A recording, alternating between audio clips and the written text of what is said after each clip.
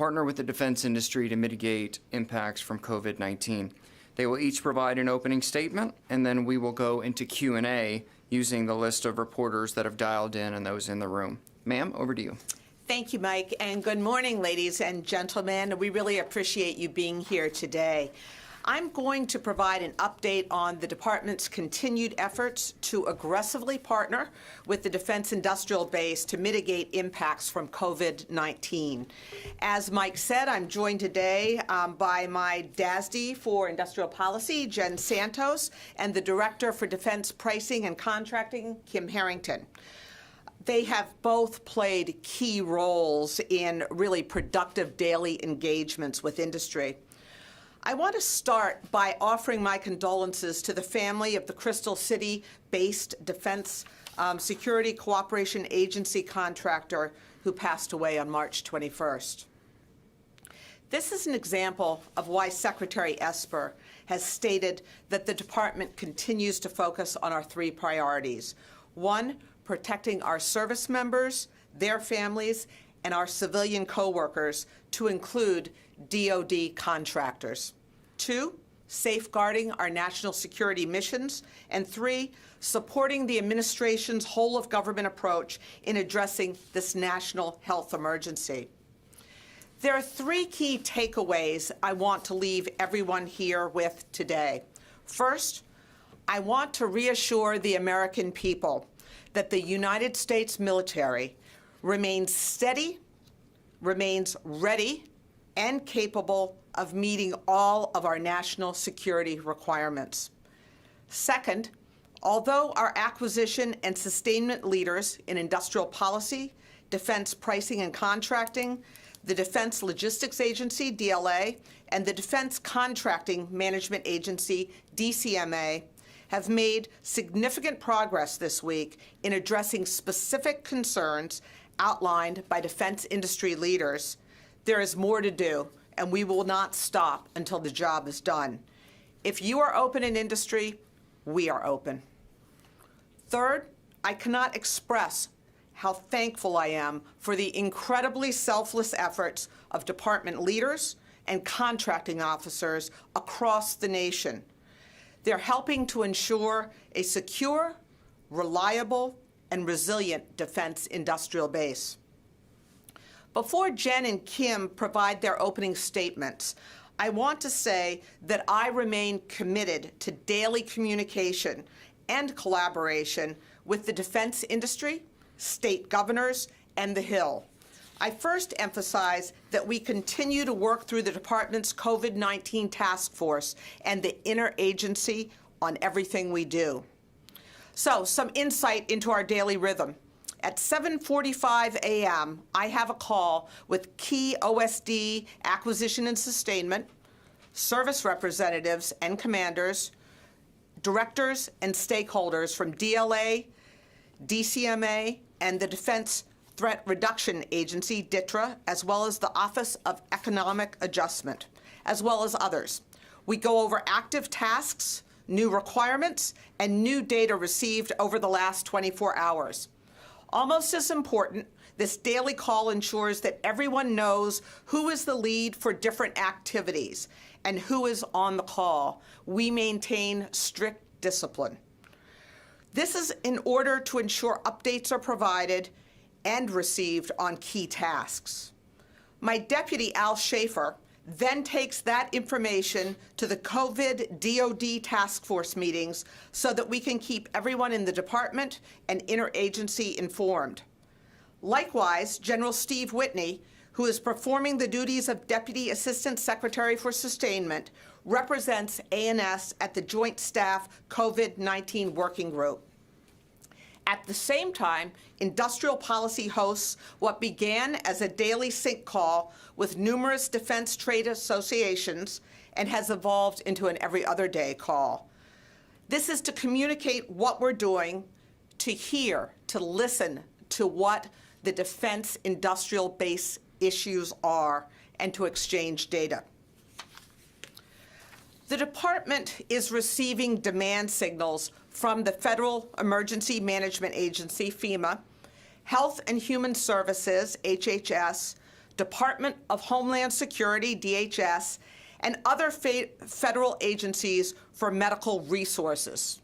When I say medical resources, this is our lexicon for both medical equipment as well as personal protective equipment. In response, I have established a joint acquisition task force. We call it the JADF, another DoD acronym. It is led by Ms. Stacy Cummings, who is our Principal Deputy Assistant Secretary of Defense, Acquisition Enablers. The task force will synchronize the DoD acquisition response to this crisis, working closely with all the services and defense agencies. The task force will leverage DoD authorities for maximum acquisition flexibility, I emphasize flexibility, to provide resilient capability in the current health crisis. Ms. Cummings, as the JADF lead, has the authority to leverage the services and agencies' acquisition resources to support the acquisition execution of our DoD COVID response. The Defense Production Act authorities and funding in response to this immediate crisis shall be prioritized and directed by the JADF. The JADF scope includes building capacity in identified areas of fragility in the defense industrial base, both the industrial capability and workforce, with a focus on reducing reliance on foreign supply sources. We have embedded people at the National Response Coordination Center, or NRCC, working with Admiral Polovchik, especially advising FEMA and HHS on the Defense Production Act, Title I and Title III. I can't stress enough the importance of the data repositories and portals we have in DCMA, industrial policy, as well as those that we are establishing under the JADF. These repositories allow us to bring in critical feedback from the contracting officer level all the way up to the Pentagon. We additionally are providing portals for good ideas from industry so that there is one repository where we can go and see what is being offered in terms of technical assistance and manufacturing capability. One example of a data product that we are generating is what we call a heat map. We show the number of CDC coronavirus positive tests, as well as state and local shelter-in-place rules and guidelines. All of this information can help us with predictive solutions and planning when overlaid with the location of our industry partners. This battle rhythm and cadence of meetings every day helps ensure we're focused on the problems at hand and that we utilize data and analytics to chart the most effective and efficient path forward. Last week, we had 4 productive daily sync calls with the Defense Industry Association leaders and other key trade associations, who provided important feedback that allowed our leaders to make significant progress on matters such as the critical defense contractor workforce's ability to continue working, ensuring cash flow to the defense industrial base, and getting standardized guidance out to industry. After meeting with Senator Inhofe Friday morning and working closely with the Department of Homeland Security, I issued a memo that defined essentiality in the defense industrial base workforce, ensuring that DIB's critical employees can continue working. This was very important because industrial leaders told us that state and local governments had different shelter-in-place rules and guidelines, with some even issuing misdemeanor citations to workers trying to get to work. This memo will help ensure continuity of mission with our full commitment to the safety of the workforce and state and local governments. Last Friday, Mr. Kim Harrington, Director of Defense Pricing and Contracting, issued a deviation on progress payments memo. Kim will go into more detail, but I'm proud of our efforts to address and standardize a key industry concern. I am firmly committed to ensuring that this is done in a fully transparent and accountable manner. Vice Admiral David Lewis, DCMA Director, has worked closely with the contracting workforce and the Defense Finance and Accounting Services, or DFAS, to ensure that invoices are continuing to be paid in a timely manner. Our Office of Small Business Programs within Industrial Policy reached out to defense industry small businesses and is working with the Small Business Administration and their Small Business Emergency Loan Program to help protect these companies. We know innovation comes in large part from small businesses, and we remain committed to supporting these small businesses. Moving forward, the Department remains fully engaged with the interagency to leverage the Defense Production Act to help reinforce critical elements of the DIB. Jen will provide more details on the DPA task force that Scott Baum will be leading for DoD to help prioritize requirements and funding through the interagency process. As we discussed with the Joint Acquisition Task Force, it's important that everything we do has joint representation, a joint mindset, and the joint warfighter in mind. It is critically important that we understand that during this crisis, the DIB is vulnerable to adversarial capital, so we need to ensure companies can stay in business without losing their technology. In closing, I recognize that what we're doing is imperfect, but we are working as smartly and quickly as we can in close coordination with the Hill, state governors, and the Defense Industrial Base to do everything we can to support our military members, their families, defense contractors, and our fellow citizens.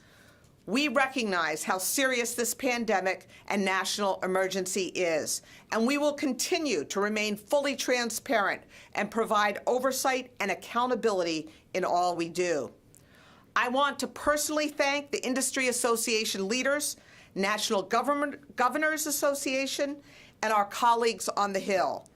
Each one has played a vital role in helping to ensure our force and contractors have what they need to continue mission-critical tasks and programs. We will continue to partner with you moving forward.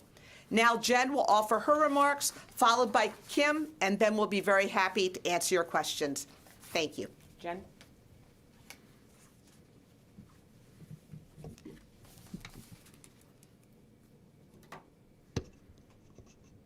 Thank you for that introduction, Undersecretary Lord. I would also like to extend my sympathies to the family and friends of our colleague in DSCA who passed away this weekend. My team in the Office of Industrial Policy is working tirelessly to support the priorities of Secretary Esper as laid out by Undersecretary Lord. Within the past week, we have recalibrated aspects of our mission to identify ways to partner with industry as we jointly navigate the challenges brought by the COVID virus. Our 3 lines of efforts are in place: assess, protect, and promote. We are assessing the impacts of COVID-19 on companies in the defense space. We are exercising hypervigilance to protect in a time of economic uncertainty and promoting the defense industrial base capabilities to aid in a government-wide response to the virus. First, I want to start with what we are doing in industrial policy to assess the situation. We are listening to our industry partners and taking action. We are the help desk to industry and directing industry to the right DoD organization. Teamed with Defense Contract Management Agency, we have established a portal for all defense industrial-based companies to provide information on their operating status. We will provide that portal information.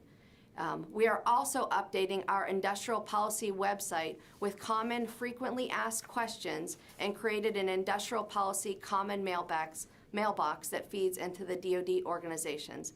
This mailbox is for other COVID-19 related inquiries as they are outside of the realm of the operating status that Defense Contract Management Agency will receive.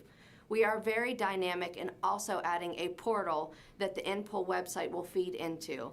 Last week, we started daily calls with our industrial association partners, reaching over 3 million companies. The industry associations consolidate the industry concerns and bring them to our attention.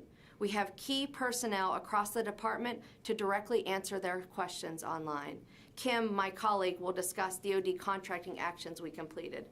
This dialogue provides an important view into the impacts that COVID-19 is having, whether those are consequences for our workforce, including contractors, supply chains, manufacturing capabilities, or critical infrastructure.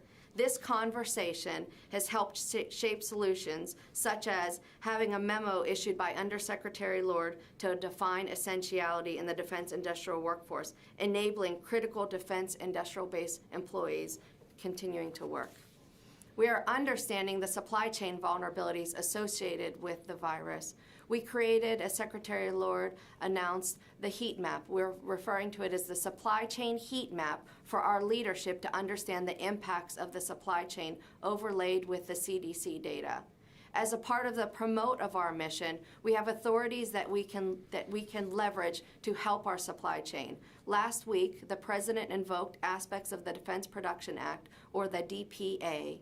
2 of those titles are within the purview of my office and come into play here and can be used to promote the strength of the defense industrial base. 1, DPA Title I, which provides the authority to priority rate defense contracts and to allocate materials in a way that best meets the warfighter needs. 2, DPA Title III, which provides the DoD a means to partner with industry to strengthen commercial domestic industrial base capabilities essential to national defense. Under these authorities, the DoD may provide economic incentives to industry partners to aid in a timely delivery of essential domestic resources.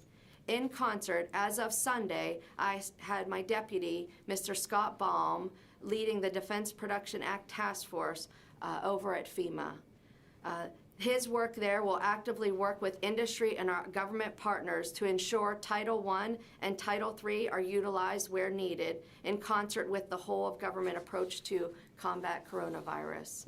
To protect our industrial base, we have tools to combat adversarial capital, like strengthening and expanding national security investment reviews under the Committee on Foreign Investment in the United States, referred to as CFIUS, are more important than ever. We simply cannot afford to let this period of uncertainty eat into reviews that foreign investments is shifting into hypervigilance.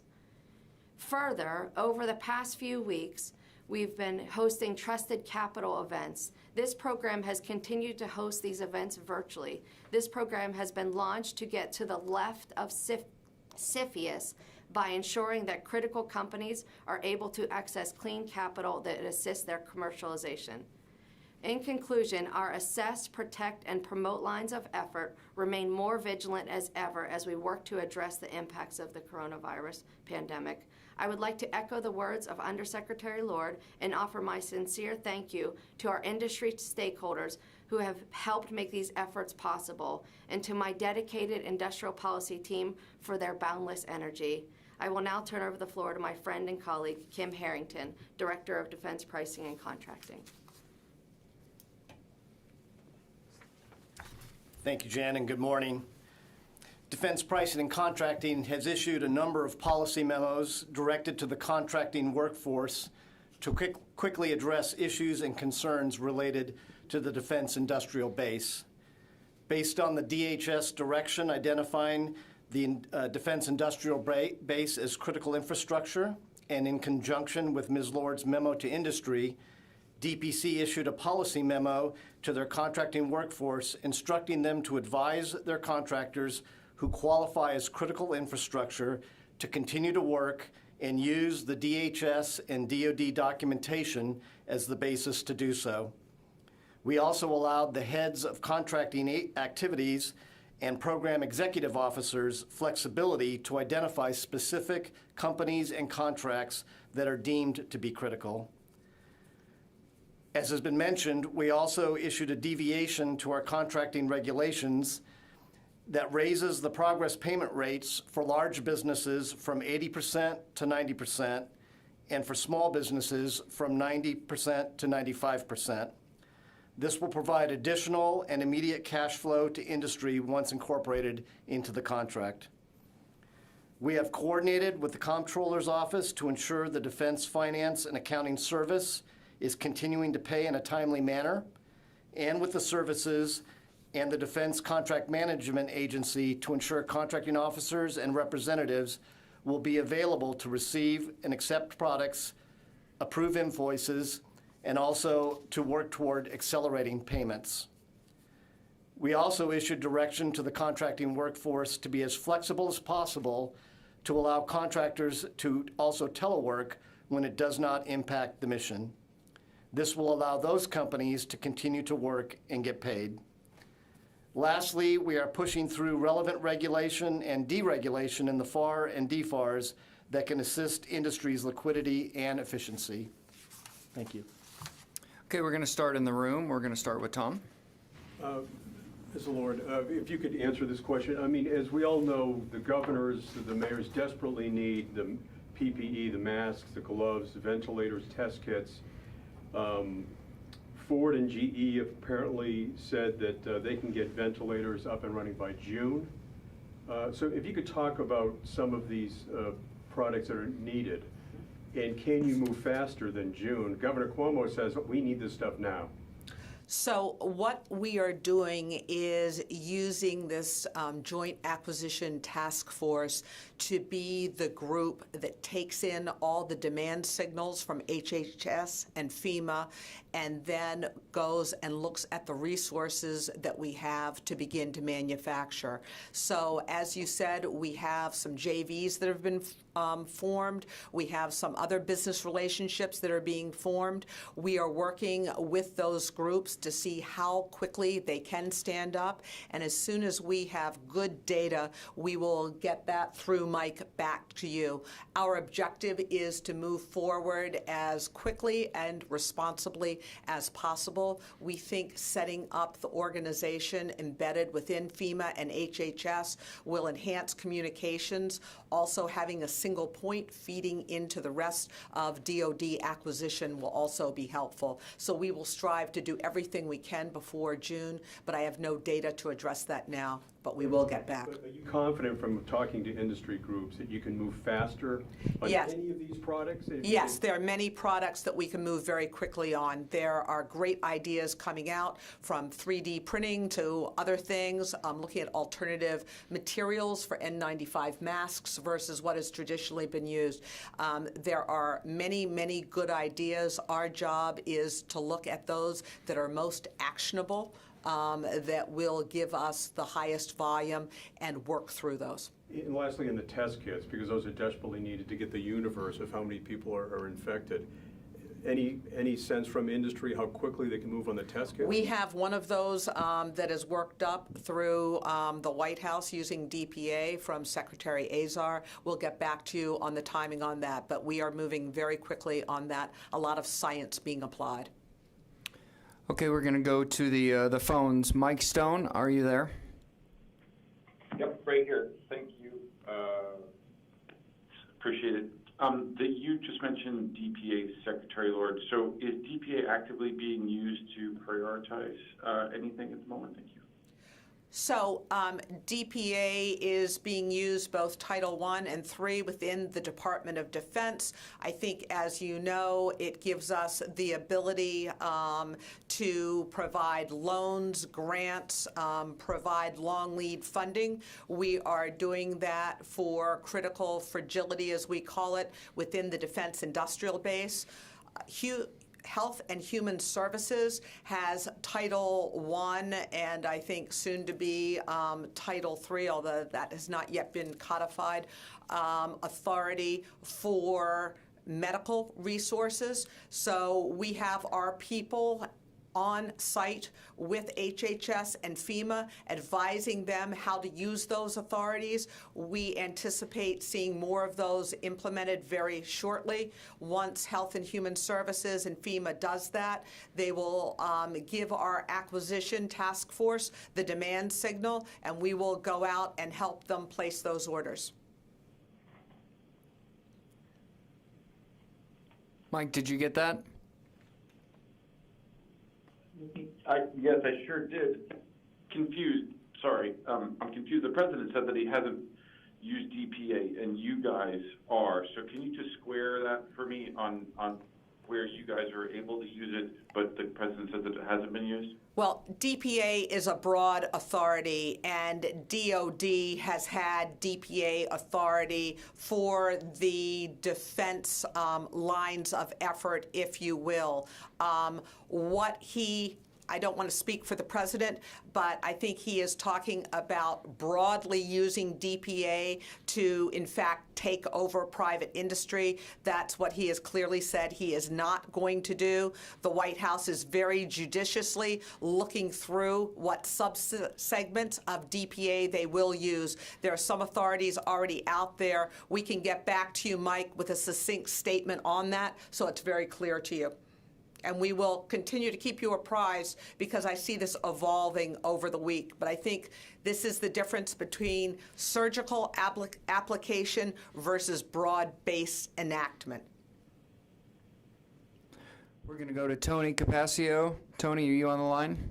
I am, sir. Thanks for the opportunity. Ms. Lord, two quick questions. Can you address some of the criticism of the increase from 80% to 90% of our large primed progress payments? What is the money going to be used for? What do you want the money to be used for? And what mechanisms are in place to prevent abuse of those payments? And secondly, on the F-35, Tony, hold on. Tony, Wait a second. Let's take one at a time here. Initially, I said that we are committed to keeping our defense industrial base in place to support the warfighter. I'm going to ask Kim Harrington to give you a few more specifics on what we actually did in terms of moving the progress payment amounts. Thank you. Hi, Tony. So progress payments are paid on contracts for work that's already been performed. So those costs have already been incurred, and what we are doing is just increasing the cash back to the companies by raising the rate. So it's not for anything new. It's for work that they're already performing on the contract. They've incurred those costs. Previously, for large businesses, we were reimbursing at a rate of 80%. Now we're reimbursing at a rate of 90% prior to delivery. So there's nothing new in the sense of different applications of the funds. It's to reimburse the contractors for the work that they've already done. As far as monitoring, the same processes that are already in place to verify and validate the invoices are continuing to be done. Okay, fair enough. And on F-35, the JPO this morning said that Edwards has suspended flight operations and test operations in general. Ms. Lord, can you give a little bit of clarity on that, and what impact might that have on the full rate production decision that you've established as March 21 as a threshold date?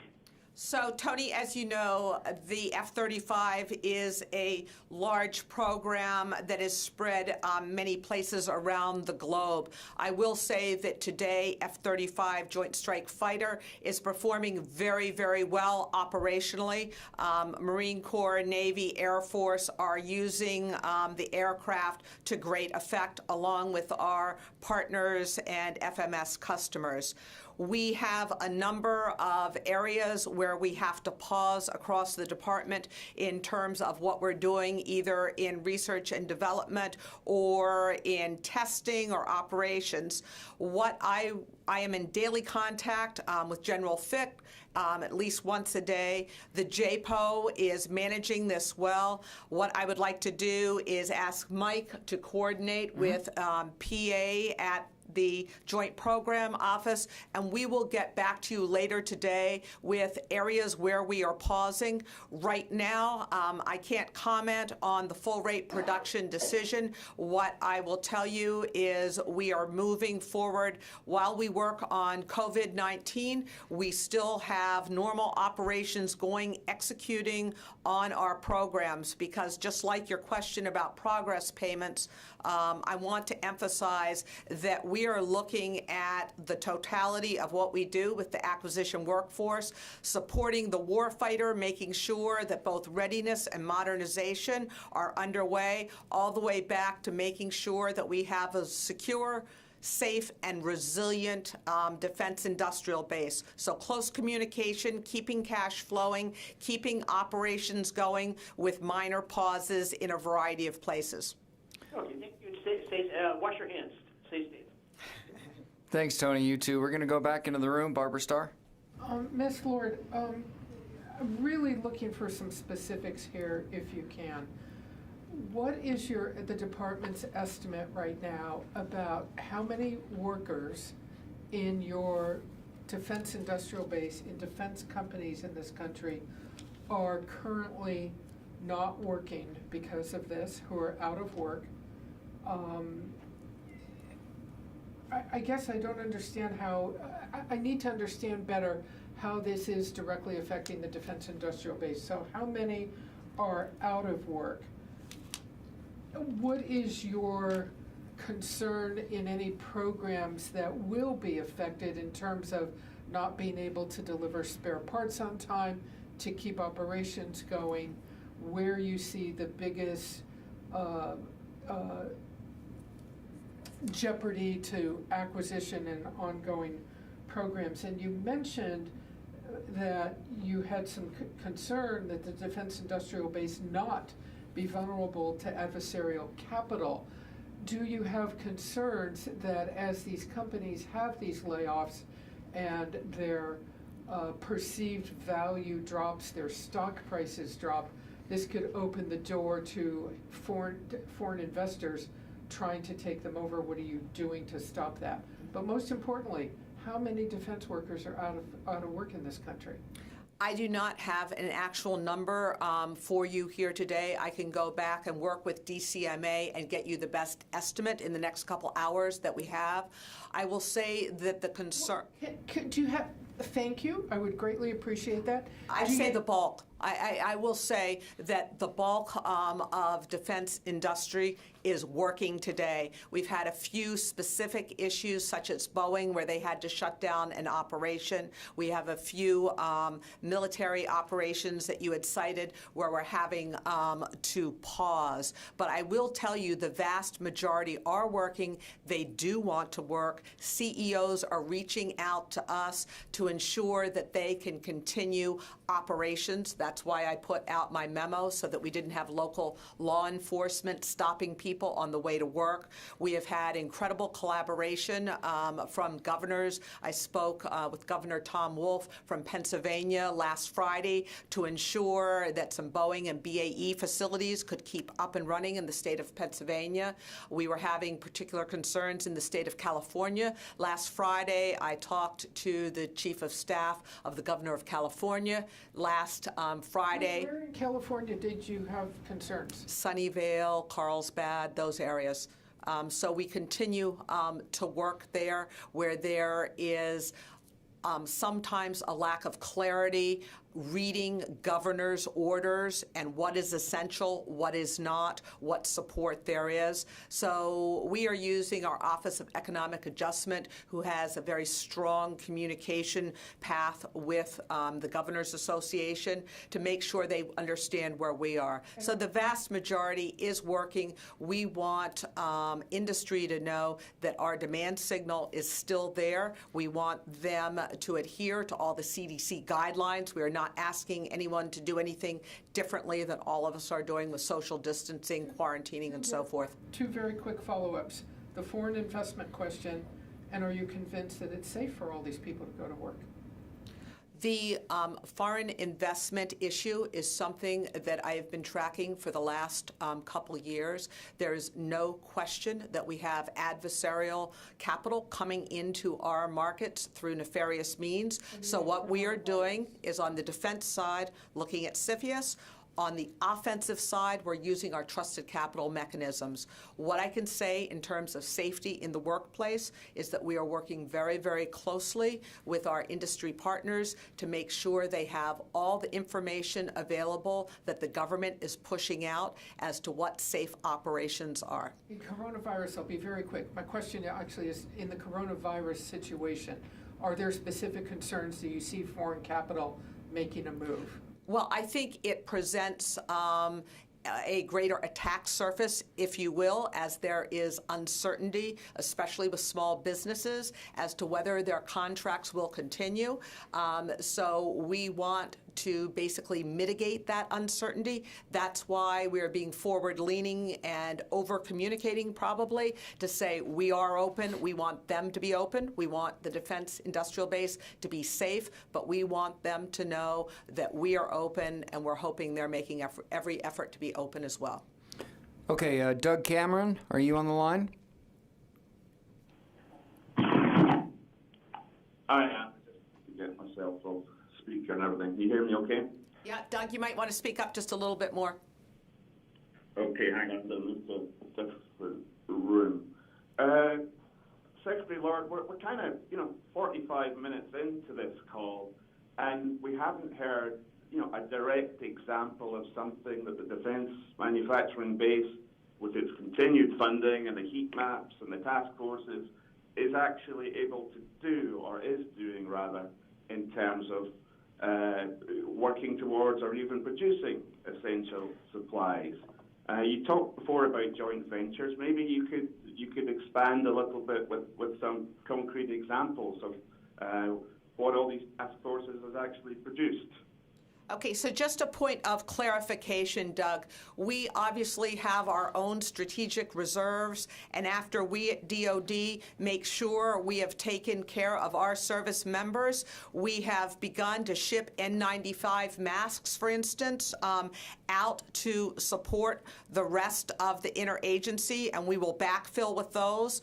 We are also making sure that ventilators, for instance, a member of our staff actually got together with one of the automotive companies and one of the ventilator manufacturers and helped them craft a business arrangement and basically facilitated the exchange of technical information to help them get up and going, thereby providing a template.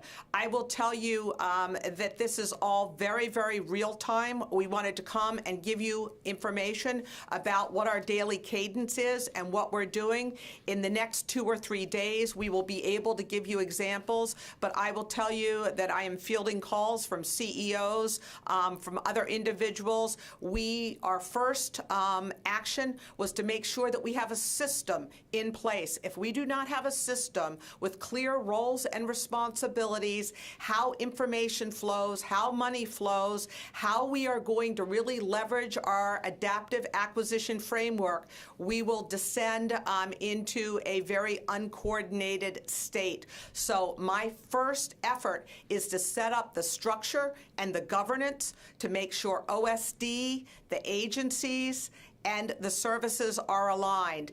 Then the deal flow can begin. There's an enormous amount of activity. I will commit within 48 hours. Mike Andrews will get back with specific examples, but I do not want to give out misinformation, and I want to make sure we're totally coordinated in what we're doing.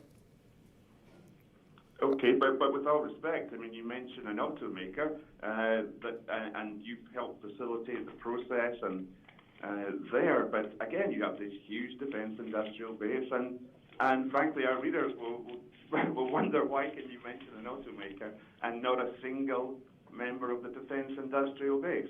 We have two different things going on. We have our defense industrial base, who we are working through with DPA, Title III, and Jen can give us a couple examples on things we're doing with fragility. Then separate and distinct is our support to HHS and FEMA on COVID-19. That's where we're just getting these deals put together and advising.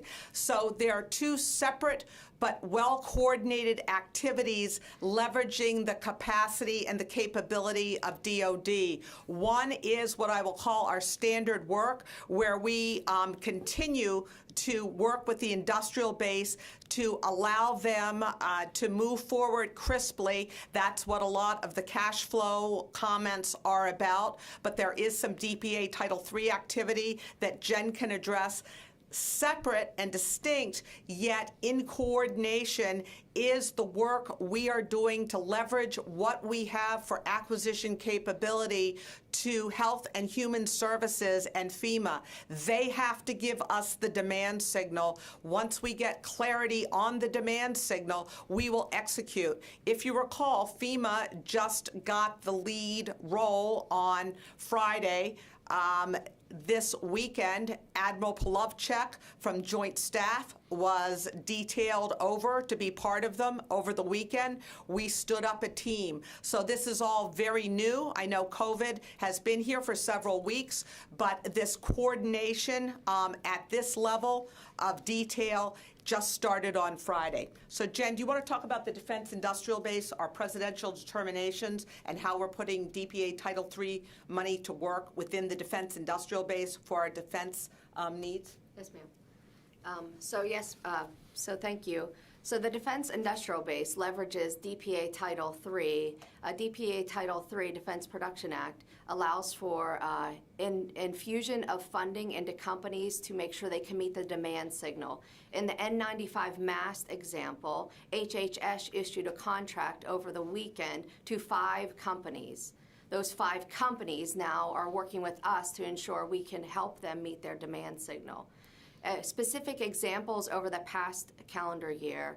So the president signed out 14 presidential determinations over 2019. One of them I'll give you a specific example on is the small UAS. So in June of last year, small UAS identified a defense industrial base. And so we've used that authority to create a United States industrial base demand signal to build up manufacturing in the United States. So that is how Defense Production Act Title III has been leveraged. In coordination with HHS, we have been working very closely with them. My deputy, Scott Baum, went over there on Sunday and started educating HHS on how to use the Defense Prioritization and Allocation System, which was the first executive order the president signed out, and then also how to leverage the Defense Production Act Title III authorities to expand the industrial base to meet the demand signal the nation requires right now. Okay, Doug, we're going to move on here. We're going back into the room. Jennifer Fox. Ms. Lord, you're in charge of acquisition and procurement. There was an execute order issued by the Joint Chiefs on February 1st suggesting that a pandemic was coming.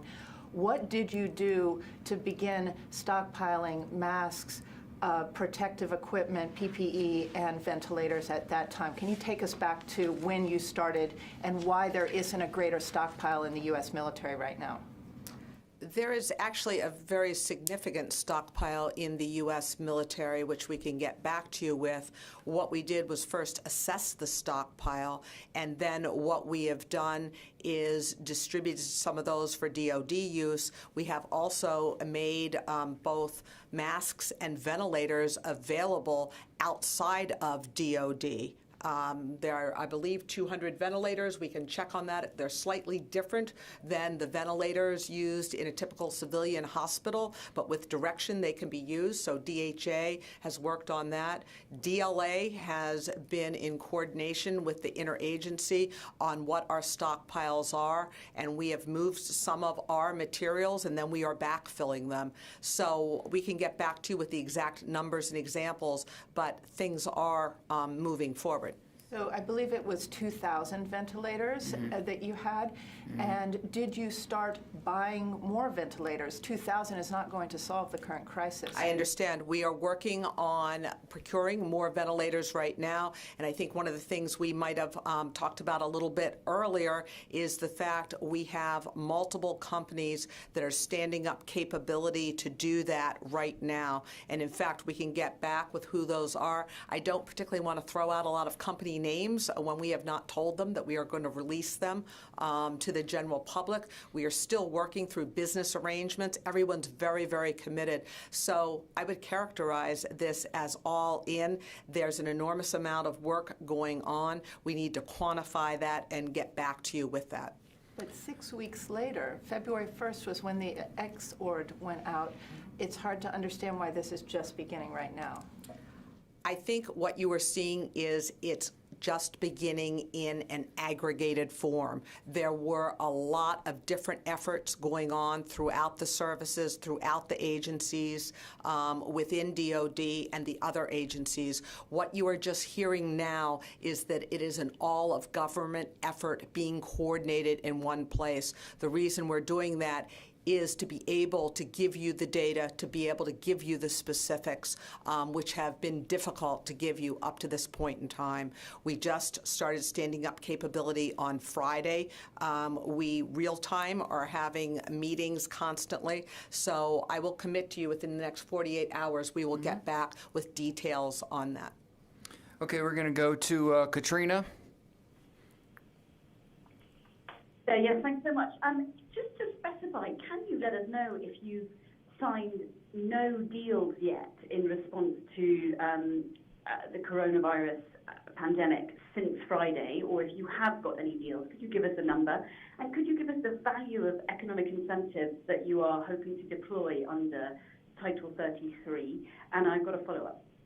So I can't give you a specific number of deals, but I will tell you there have been deals done, so we will take that and get back to you with specifics. Again, I want to be respectful of the companies that we are doing those with and make sure that everyone is ready for us to go public with that for a number of reasons. And the second part of your question was, that you already said, I can't recall. Economic incentives. Oh, economic incentives. I will tell you that I was on the phone, I was on the Hill on Friday morning and on the phone all weekend and yesterday with both members as well as staffers, as was the comptroller here, the Secretary of Defense, the Deputy Secretary of Defense, working through the White House and OMB, working on exactly what those economic incentives are. There are a lot of moving parts. There's this very large bill that's about to be voted on. Then there will be a follow-on appropriation. We are not sure exactly what the numbers are that are going to go into the final bill, but they will be significant. Thank you. And my follow-up is, would you in any way consider using the Defense Production Act to start building medicine manufacturing plants for the long term to wean the U.S. off Chinese supplies? Absolutely. Everything is on the table. We are looking at short-term using immediate capacity and capability that exists, and then augmenting manufacturing sites, research sites that exist right now. But this is giving us the opportunity to really focus strategically on this critical segment. So yes, we are working short-term and we are working long-term, and that's in conjunction with the services, especially the Army has enormous capability relative to medical research. Okay, we're going to have to close out. I'm going to give Tom one last question. A couple of quick ones. You said you want to reduce reliance on foreign sources. I mean, in the short term, wouldn't you want to be desperately reaching out to any source you can for PPE, number one, and also... I would like to answer. Absolutely. We are looking everywhere. However, we know that there's more fragility associated with foreign resources. So when we find ourselves dependent on a foreign resource that we cannot reach for a specific amount of time, we want to have the resiliency to be able to deal with that here domestically. Also, I think this is what Jen said, that HHS and FEMA have to give you folks demand signals of exactly what they need. I mean, don't we know that already, or is that still uncertain? They have an enormous number of demand signals. What they have to do is prioritize and then allocate and distribute. Do we have any sense of their priority now? Right now, we have been primarily focused on ventilators and respirators, but there's also test kits that have been looked at, swabs and other things. So I want to be careful that I'm not on the ground there, and this is changing hour by hour. We have that information, I just don't have it right here. Can I just ask a clarification of Jennifer's question really quick? Since all of this began with the planning order and all of that, has the Department of Defense put out a single contract for additional ventilators? I will check. I believe we have. I will have to check on that. We have a lot of contracts going out. I know for masks, we have worked on a variety of different ventilators. We actually have contracts in place. It's a question of whether or not the supplier can deliver against them. So I want to be careful here. We have a lot of long-term contracts. You have standing contracts for ventilators? We have standing contracts for most of our equipment that we release against. So it's a question of what the ability is to fill those contracts. So I just want to be careful and precise when I answer your questions. We have many long-term contracts that we release task orders or new quantities. If you would take the question, have you put out any contracts, or are you about to, or standing contracts, take it every which way, for ventilators? DHA is working on that. I don't have the data here, but I can get back to you today on that. Absolutely. I'm sorry. No, ma'am, I'm sorry. I've got to get her to 10 o'clock. I'm very sorry. Do you have any closing remarks, ma'am? I just want to say that we are working very hard to make sure that we have a system to process all of this. I understand the concern with not having many numbers here. We didn't come this morning planning on giving numbers. I commit to you we will follow up on that because we have an enormous amount of disaggregated activity, great activity going on. We now have the need, because this is growing so exponentially, to make sure we have a system for aggregating that, and when we give you a number, it is a good number, and we have all the data behind it for what will be the logical follow-on questions. Thank you. Thank you.